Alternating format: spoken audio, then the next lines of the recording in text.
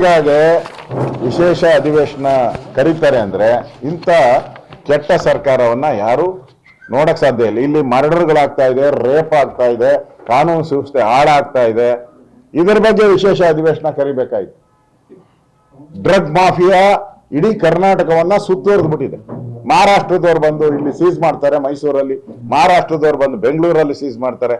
ಹೇಳೋರು ಕೇಳೋರು ಇಲ್ಲ. ಇದಕ್ಕೆ ವಿಶೇಷ ಅಧಿವೇಶನ ಕರಿಬೇಕು. ಯಾಕಂದ್ರೆ ಲಕ್ಷಾಂತರ ಜನ, ಸರ್ಕಾರದ ಸರ್ವೆ ಪ್ರಕಾರನೇ 7-8 ಲಕ್ಷ ಜನ ಯುವಕರು ಇದರಲ್ಲಿ ಡ್ರಗ್ ಮಾಫಿಯಾ, ಡ್ರಗ್ ಅಲ್ಲಿ ಸಿಕ್ಕಾಕೊಂಡ್ಬಿಟ್ಟಿದ್ದಾರೆ. ಮಾಫಿಯಾ ತಾಂಡ ಆಡ್ತಾ ಇದೆ. ಇದರ ಬಗ್ಗೆ ವಿಶೇಷ ಅಧಿವೇಶನ ಕರೆದು ನಮ್ಮ ರಾಜ್ಯದ ಯುವಕರನ್ನ ಉಳಿಸುವಂತದಕ್ಕೆ ಏನು ಮಾಡಬಹುದು ಅಂತ ಎಲ್ಲಾ ಪಕ್ಷಗಳನ್ನ ಕೇಳಬೇಕಾಯ್ತು. ಅದು ಬಿಟ್ಟು ಇವರಿಗೆ ಕಮಿಷನ್ ದುಡ್ಡು ಬರ್ತಾ ಇಲ್ಲ, ಯಾವ್ದ್ರಲ್ಲಿ ನರೇಗಾ ದುಡ್ಡು ಬರ್ತಾ ಇಲ್ಲ ಅಂತೇಳಿ ಅದಕ್ಕೆ ಇದು ಮಾಡ್ತಾರೆ. ನಾವು ಕೊಡ್ತೀರಿ ಅಂಕಿಅಂಶ, ಅದನ್ನ ಕೇಳಿ ಅಂಕಿಅಂಶ. ಈ ಕೇಂದ್ರ ಸರ್ಕಾರ ಕೊಡ್ತಾ ಇದೆ, ಹಿಂದೆ ಎಷ್ಟು ಬರ್ತಾ ಇತ್ತು, ನಾವೆಷ್ಟು ಕೊಡ್ತಾ ಇದ್ದೀರಿ, ಹೊಸ ಕಾನೂನು ಏನ್ ಮಾಡಿದಿರಿ, ಇವೆಲ್ಲನೂ ಕೂಡ ಈಗಾಗಲೇ ನಾವು ಬಿಡುಗಡೆ ಮಾಡಿದ್ದೀರಿ. ಅದರಿಂದ ಈ ವಿಶೇಷ ಅಧಿವೇಶನ ಕರೆದ್ರೆ ಅದು ಕಾಂಗ್ರೆಸ್ ಅಧಿವೇಶನ ಆಗ್ತೈತೆ ಹೊರತು ಅದಕ್ಕೆ ಬಿಜೆಪಿದು ಏನು ಸಂಬಂಧ ಇರಲ್ಲ. ಬಿಜೆಪಿ JDS ನೋಡೋಣ, ನಮ್ಮ ಪಾರ್ಟಿ ನಾವು ತೀರ್ಮಾನ ಮಾಡ್ತೀರಿ, ಹೋಗ್ಬೇಕೋ ಬೇಡ ಅನ್ನೋದು ತೀರ್ಮಾನ ಮಾಡ್ತೀರಿ ಅಧಿವೇಶನ. Thank you. ತೆಲಂಗಾಣದ ಅಭಿವೃದ್ಧಿ ಚೆನ್ನಾಗಿದೆ, ಕರ್ನಾಟಕದಲ್ಲಿ ಅಭಿವೃದ್ಧಿ ಇಲ್ಲ ಅಂತ ತೆಲಂಗಾಣ ಸಚಿವರು ತಾವೇನು ಹೇಳ್ತಾರೆ?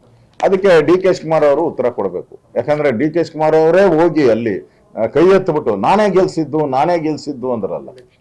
ರೇವಂತ್ ರೆಡ್ಡಿನ ಕೈ ಹಿಡ್ಕೊಂಡು ಹಿಂಗ್ ಎತ್ತಿ ಅವನ್ ಕೈ ಕೊಡದಿದ್ರು ಹಿಡ್ಕೊಂಡು ಎತ್ಬಿಟ್ರು. ವಾಲ್ಮೀಕಿ ಹಗರಣದ ದುಡ್ಡೆಲ್ಲ ಅಲ್ಲೇ ತಾನೇ ಹೋಗಿರೋದು, ನಮ್ಗೆ ಗೊತ್ತಿರೋ ಪ್ರಕಾರ. ಇನ್ ಗೊತ್ತಿಲ್ದಿರೋ ಎಷ್ಟು ದುಡ್ಡು ಹೋಗೈತೋ. ಅದರಿಂದ ತೆಲಂಗಾಣ ಇವತ್ತು ನಮ್ಗೆ ಸವಾಲಾಗ್ತಾ ಇದೆ ಅಂತ ಹೇಳಿದ್ರೆ ಅದಕ್ಕೆ ಕಾರಣ ಯಾರು? ನಮ್ಮ ನಾಯಕರುಗಳೇ, ಕಾಂಗ್ರೆಸ್ ನಾಯಕರುಗಳೇ.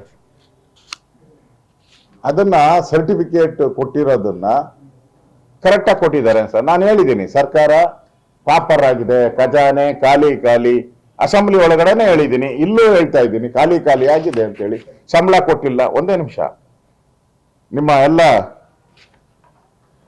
ಆತ್ಮೀಯರಾಗಿರ್ತಕ್ಕಂಥ ನಮ್ಮ ಇವರು ಸಚಿವರು ಯಾರು ಅಲ್ಲಪ್ಪ, ಲಕ್ಷ್ಮೀ ಹೆಬ್ಬಾಳಕರ್ ಅವರು, ನಮ್ಗೂ ಎಲ್ಲರೂ ಅವರು 5,000 ಕೋಟಿ ನುಂಗಾಕಿದ್ರಲ್ಲ. ಹೆಂಗ್ ನುಂಗಾಕಿದ್ರು? ಖಜಾನೆ ತುಂಬಿ ತುಳುಕ್ತಾ ಇದ್ರೆ 5,000 ಕೋಟಿ 2 ತಿಂಗಳದ್ದು ಎತ್ತೇ ಬಿಟ್ಟಿವರಲ್ಲ, ಗೊತ್ತೇ ಇಲ್ಲ. ನಾವ್ ಹಿಡಿದಿದ್ದಕ್ಕೆ ಗೊತ್ತಾಗಿದ್ದು. ಈಗ ಭಾಗ ಬಿಡ್ತಾ ಇದ್ದಾರೆ, ಕೊಡಕ್ಕಾಗ್ತಾ ಇಲ್ಲ ಈಗ. ಯಾಕಂದ್ರೆ ಬಡ್ಜೆಟ್ ಮುಗ್ದೋಯ್ತು.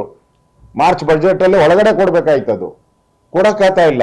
ಮೊನ್ನೆ ಸಪ್ಲಿಮೆಂಟರಿ ಬಡ್ಜೆಟ್ ಬಂತು, ಸಪ್ಲಿಮೆಂಟರಿ ಬಡ್ಜೆಟ್ ಅಲ್ಲೂ ಇಲ್ಲ. 5,000 ಕೋಟಿ, 10 ಅಲ್ಲ 20 ಅಲ್ಲ, 5,000 ಕೋಟಿ ಹೆಂಗ್ ನುಂಗಿದ್ರು? ಎಲ್ಲಿಗೋಯ್ತು? ಅಂದ್ರೆ ಖಜಾನೆ ಖಾಲಿ ಆಗಿದೆ.